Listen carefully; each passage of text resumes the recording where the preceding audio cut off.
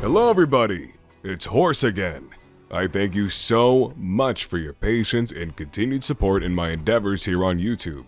I've been berating you with a series of polls and questions on my community page, and there's about 10 to 30 of you fine folks that individually have been voting on every single poll, and I appreciate your help. I'm trying to not only encourage community interactions, but build this said community, and also get real opinions from you players, whom I often feel don't have a proper voice in this said community. While feeding these polls constantly throughout the last couple weeks into the community page, I've noticed quite a bit of things. For one, some of you folks have definitely voted and then swapped your vote to make the numbers look a little better. Because I truly didn't expect Let's Fix It and Hunt Showdown gameplay to both tie for the content you wanted to see most. But seeing as I'm truly not the biggest fan of gameplay videos myself, I wanted to upload some of them to appease the algorithm gods here at YouTube, but also get some Let's Fix It videos on the ground and into production. In doing this, I came to many ideas for Let's Fix It's that I wanted to do, but I don't want to be a content farmer, and I also don't think that some of these ideas that I dislike in Hunt Showdown are large enough to truly warrant an entire 10 to 15 minutes video by themselves in their own right. So that brings us to today. I've collected several of the ideas that I wanted to make a video on, but weren't big enough to really make a whole video and justify it. And I've compiled these into a single video, a variety hour kinda, a whole new structure to Let's Fix It that you didn't see. Today we're going to talk about a few things I dislike in Hunt Showdown and how we're going to improve them. This is Let's Fix It.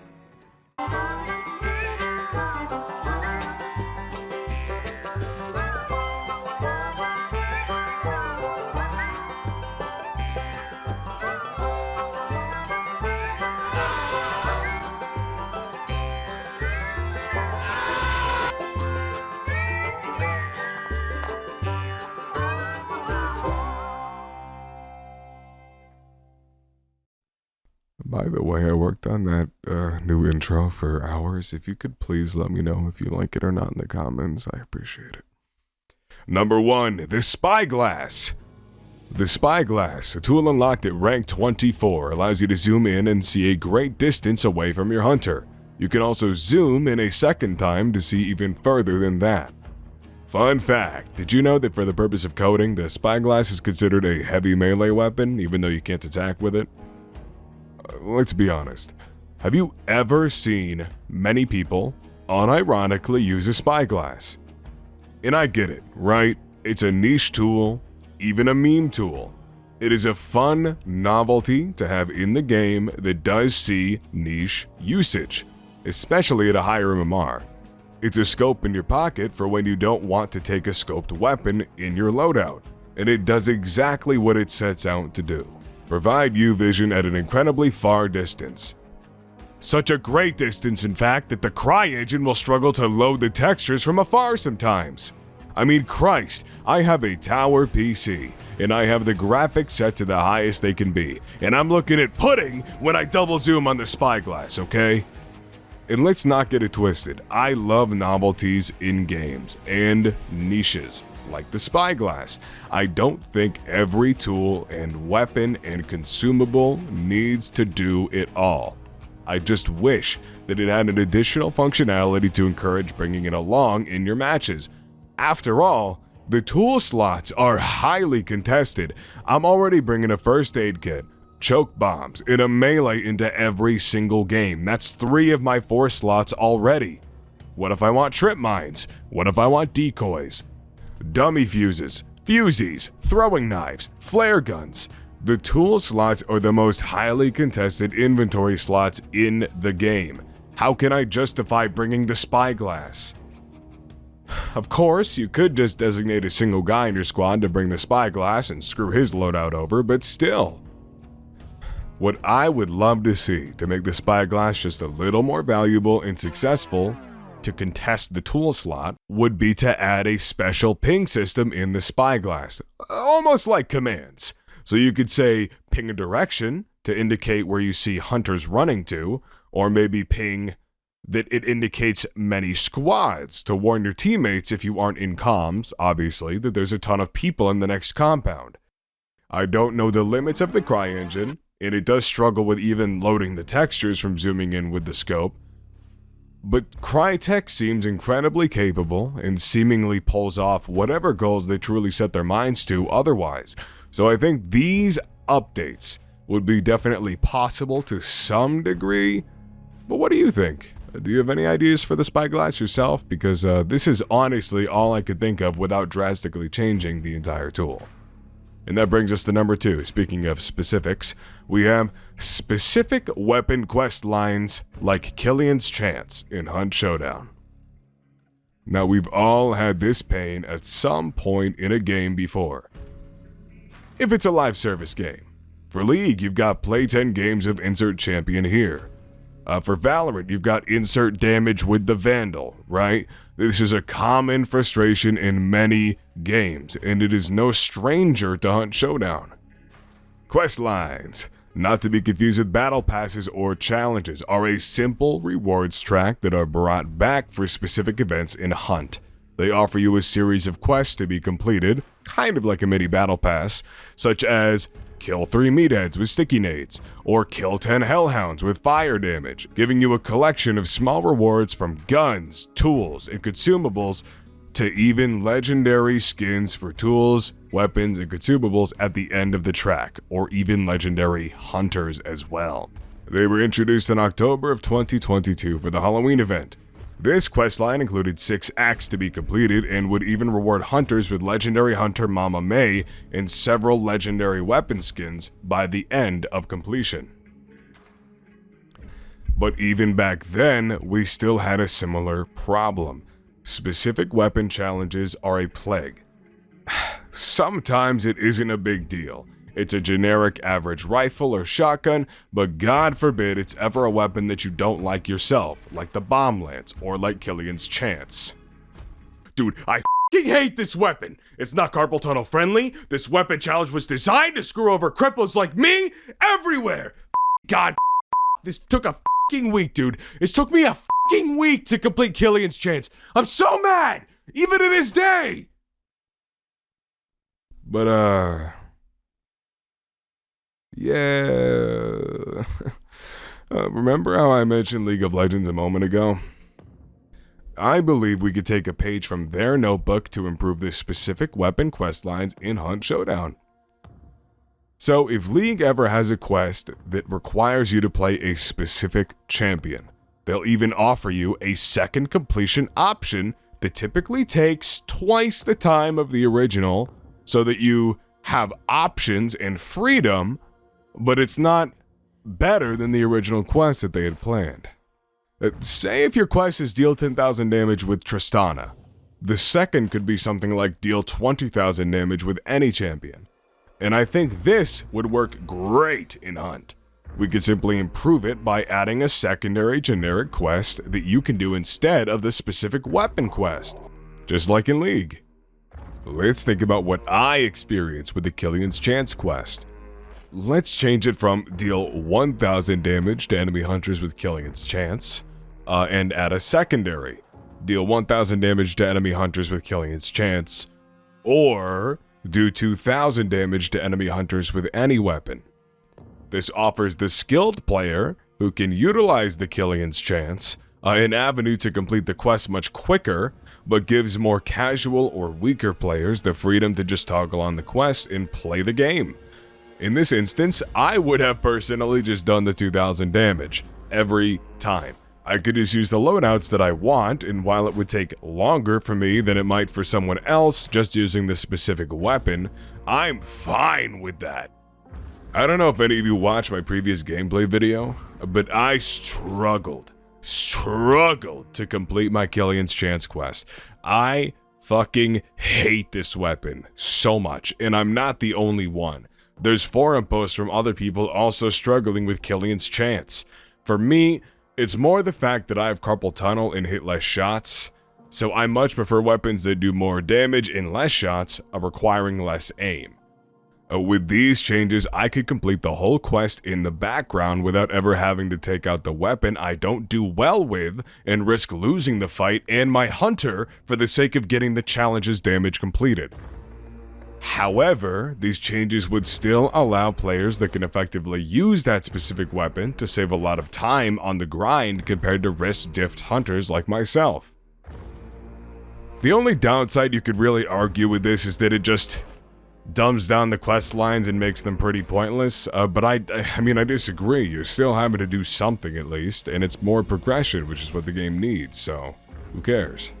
I'm pretty happy with this improvement idea in particular, and I want you folks to add to the comments below and let me know how you feel. Now let's talk about number 3. The third thing I dislike in Hunt Showdown is how a majority of its players aren't subscribed to me. 97% of you cretins have been watching my videos in droves and you don't subscribe. Oh, I can't. I'm kidding. I'm kidding. I don't care. Honestly, from the heart, just subscribe to me when you feel I've earned your subscription, and then hit the bell to follow me when you genuinely want to see more of my content and I don't want to miss it. I'll earn your sub eventually. Believe me, I'm trying. I promise. I'm working very hard. Now the actual third entry. The current store blood bond costs. Ooh. Alright, so this one's going to be very touchy. Over time, the items for sale in the shop have increased in cost due to the rapid inflation of blood bonds in the economy. This was because us hunters have the ability to grind endless blood bonds with our straight gameplay, getting the rewards after each match. This is changing with the next big patch coming out. Due to the fact that players will have a lot less free blood bonds to grind coming soon, I feel these items need to be reevaluated to accommodate for most players just buying the bonds now. If you folks saw my Don't Demonize Crytek video, we did a shit ton of math, okay? But the Cliff Notes version of my math broke down to 100 blood bonds being roughly equal to $1 USD. So when you see an 800 blood bond gun, that's an $8 legendary skin. This doesn't seem egregious to some people, I'm sure, but let me explain quickly why I and many other people dislike it. Hunt Showdown is a game that's whole arsenal is filled out with a series of weapons and their variants. A variant of the Schofield Model 3, for example, is the Schofield Model 3 Swift. This variant simply allows you to reload faster at the cost of having to reload the entire cylinder every time you reload it.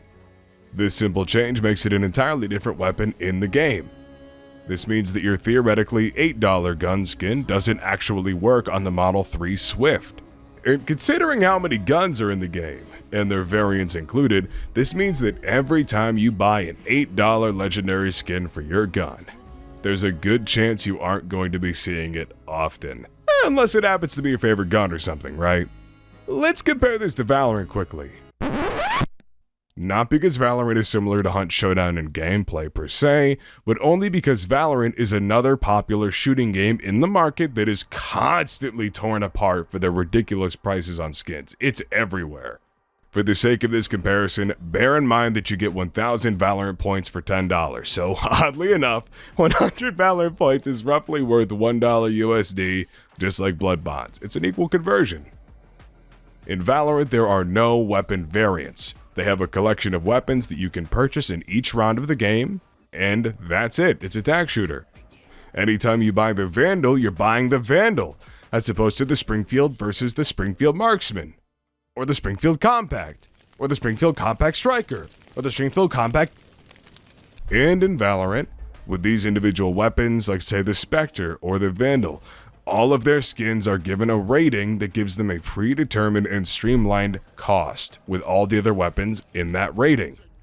We'll be comparing their select line of weapons that cost 875 VP or $8.75 each, the cheapest skins in Valorant. You simply buy the skin and you equip it on your weapon. Bam! You've got a skin for your weapon. And due to how there's no weapon variants that you may be interested in taking, if you buy a Vandal skin, there's a good chance you're going to be seeing your sick skin every match of every day you play the game. and a lot of the skins in Valorant for around the same cost, or sometimes even less, honestly do a lot more to change up the skin than a lot of the legendary skins in Hunt do. I mean, some Hunt skins live up to the price, like Wolfsbane, right? This looks fucking sick. But for every Wolfsbane, you've got an intrinsic sin. A gold gun. That's it. I mean, look at the infantry set in Valorant. They modeled the guns to look like historical weaponry, and they look fucking fantastic, especially the op.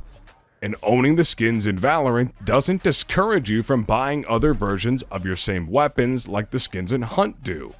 If you want to use your $9 gold gun, you'll have to take the call conversion uppercut every game after you buy it, no exceptions.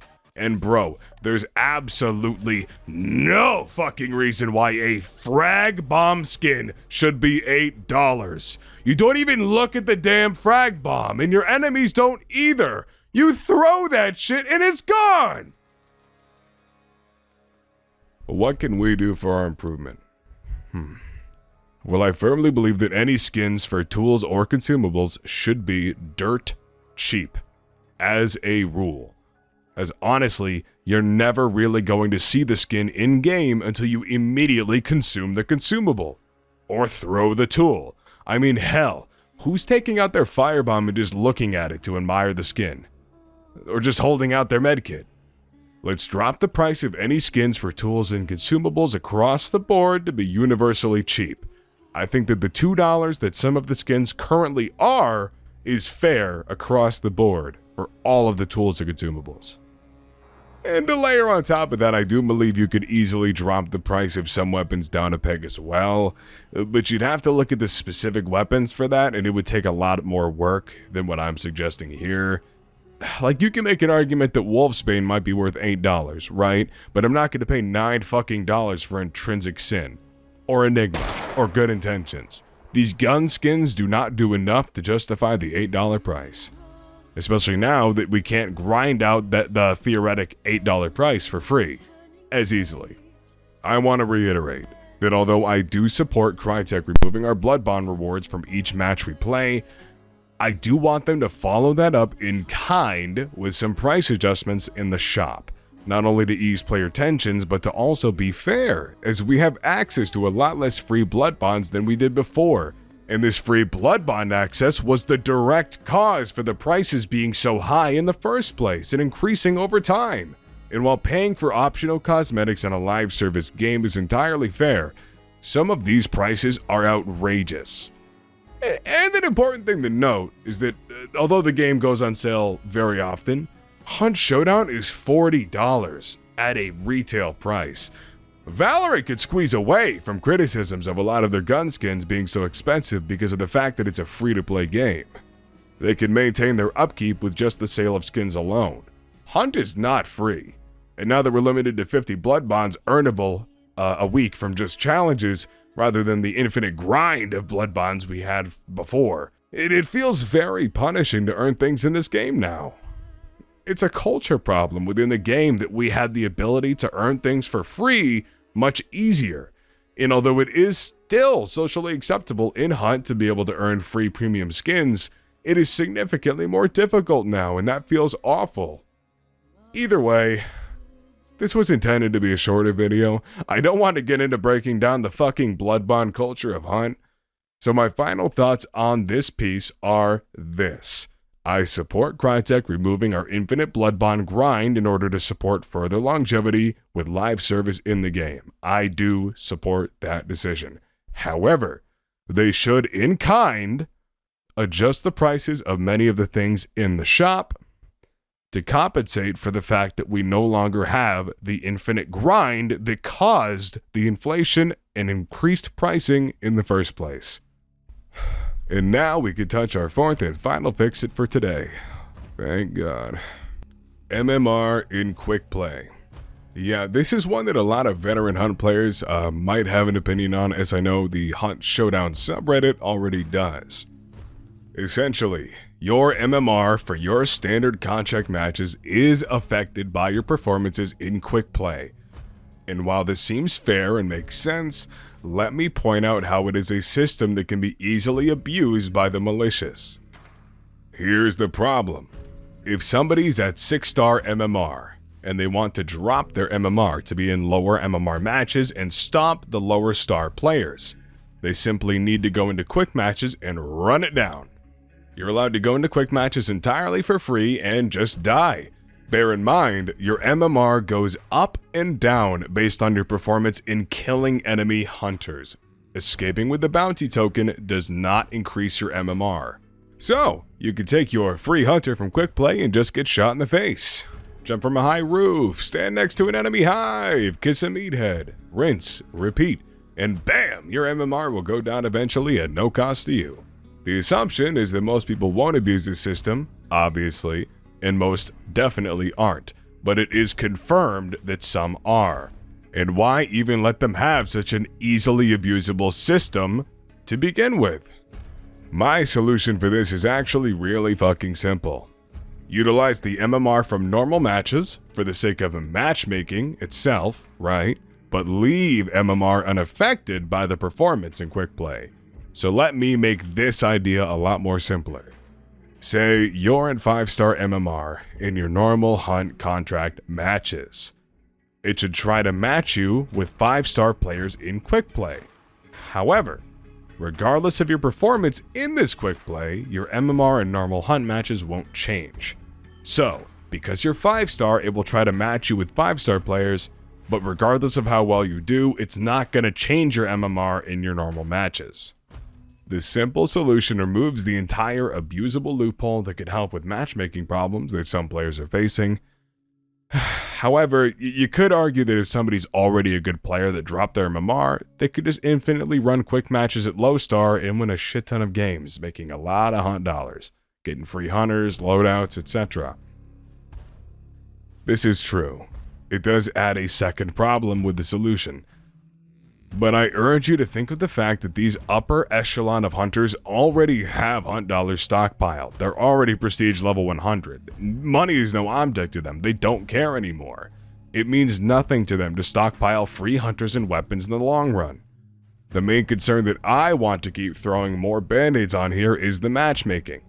I don't care about the hunt dollar economy so much as I care about 3-star baby hunters getting dicked down by level 100 prestige players with thousands of hours, and then not playing the game anymore. I want to prevent that from happening. And every roadblock that we can place in the way of this happening is A-okay with me. What you could also do is simply add a second MMR system to Quickplay. Many other shooting games have done the same thing. Christ, it's not a shooting game, but Hearthstone. Every single mode that has a rank system has its own ranked system with its own rank, entirely separate from the others, and that could work too. But this wouldn't really solve the dropping MMR solution. Regardless, the problem here is that no matter what you do, right, people are still going to be able to drop their MMR in any game mode that they play. It's just going to change the avenue in which they choose to do it. This one is a very difficult one to come up for a solid solution for, because you ultimately cannot come up with a solution without fundamentally changing how ranked works in Hunt. Maybe there's a solution you could come to by making the rank more reliant on extracting rather than performance versus hunters. Who's to say? If you have any unique ideas for this, please put them in the comments. I can't think of anything else that would help off the dome without really uprooting the entire rank system in Hunt. This was more me wanting to bring attention to this problem so people could think of more solutions rather than me having the best solution myself. And I really want to reiterate this because I find that it's very important. There's a lot of people on Reddit specifically, a lot of people complaining about this. I've seen it in some other places, but it's not very common besides Reddit.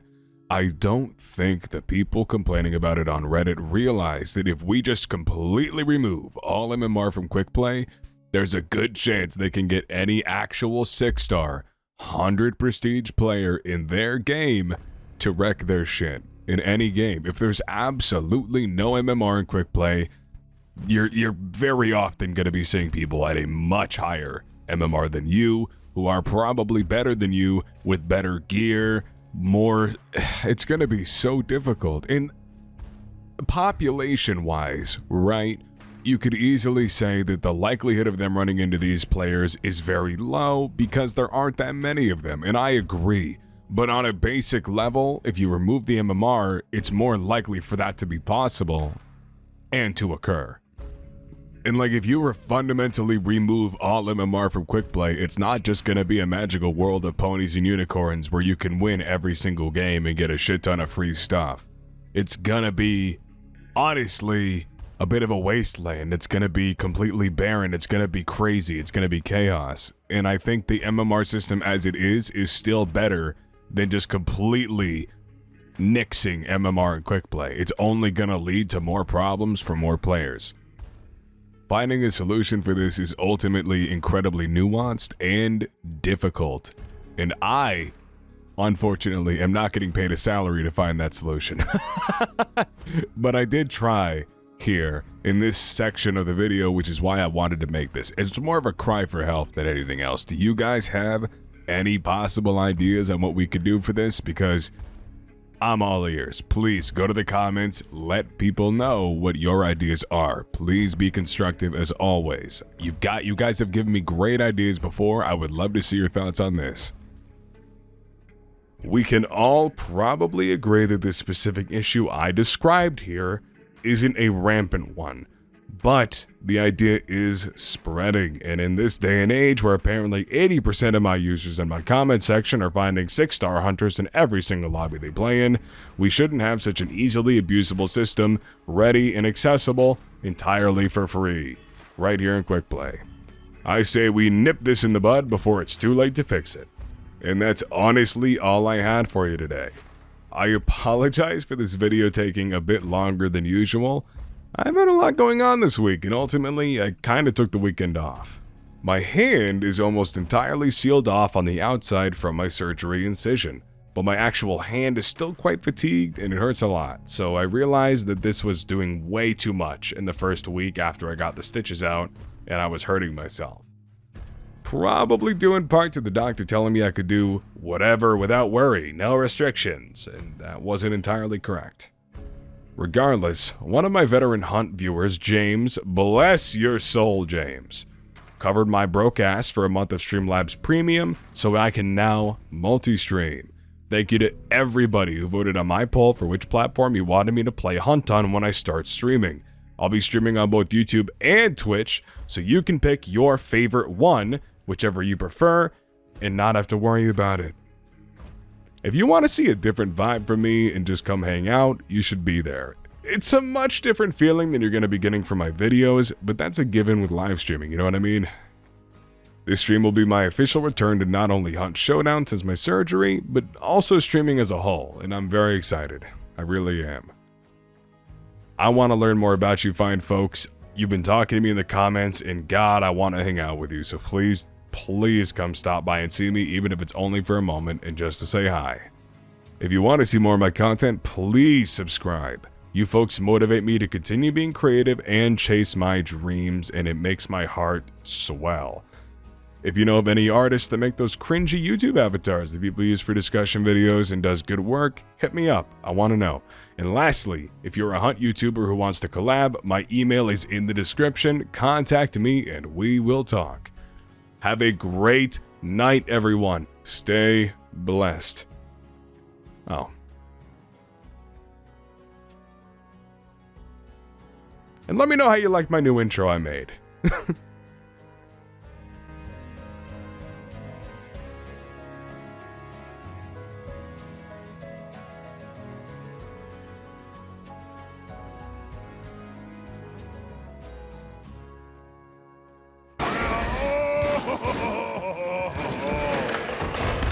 Oh, they're here.